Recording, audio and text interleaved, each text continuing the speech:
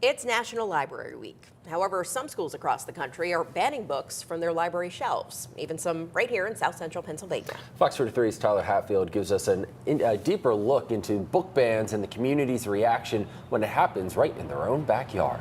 Tyler, good morning. Good morning, Jackie and Sean. We've been hearing about book bans all year long and even last year, and there is a good reason for that. The American Library Association found in 2022 there has been more than 1,200 book bans across the country, and some of those book bans have creeped into South Central Pennsylvania, specifically here at Central York School District. Now, PEN America found 40% of banned books deal with LGBTQIA themes or characters, and 40% feature a protagonist of color. But people on both sides of the issue have the same question: is this constitutional? Well, a 1982 Supreme Court decision found that it is unconstitutional to censor books that deal with controversial topics unless the books lack educational sustainability or they're pervasively vulgar. Which brings us to Central York School District, where administrators recently banned 2 books, Push by Sapphire and A Court of Mist and Fury by Sarah J. Maas, following a parental challenge.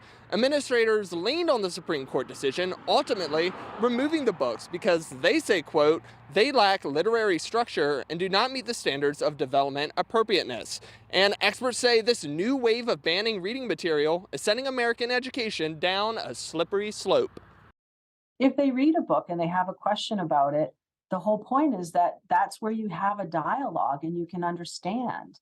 What we're doing is a disservice to the future of our generations by banning these books. What kind of dialogue are we allowing children to have and to think critically? I mean, that's one of the things that is really important about American education is critical thinking. Now, Central York wants to avoid more controversy. They say they're trying to put books back on shelves. They told Fox 43 in March they're proposing a new rating system that would assign a label to books that contain content deemed inappropriate, telling parents, quote, you will have the power to approve or disapprove of the independent reading material for your son or daughter. And now the students might not want to wait too long for that rating system. A source told me from Central York School District that students have been trying to meet with administrators, and when they do, they feel that they are not being heard. So they gave them an ultimatum: either return the books to the shelves or they will protest outside of the school. Live in Springsboro Township, York County, I'm Tyler Hatfield, Fox 43 News. All right, Tyler, and as you mentioned, this is a story we've filed for a while now. At this point, has the board provided you with any updates?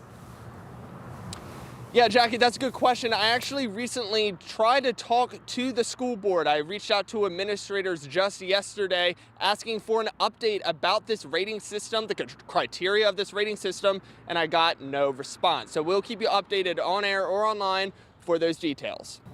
All right, thanks so much.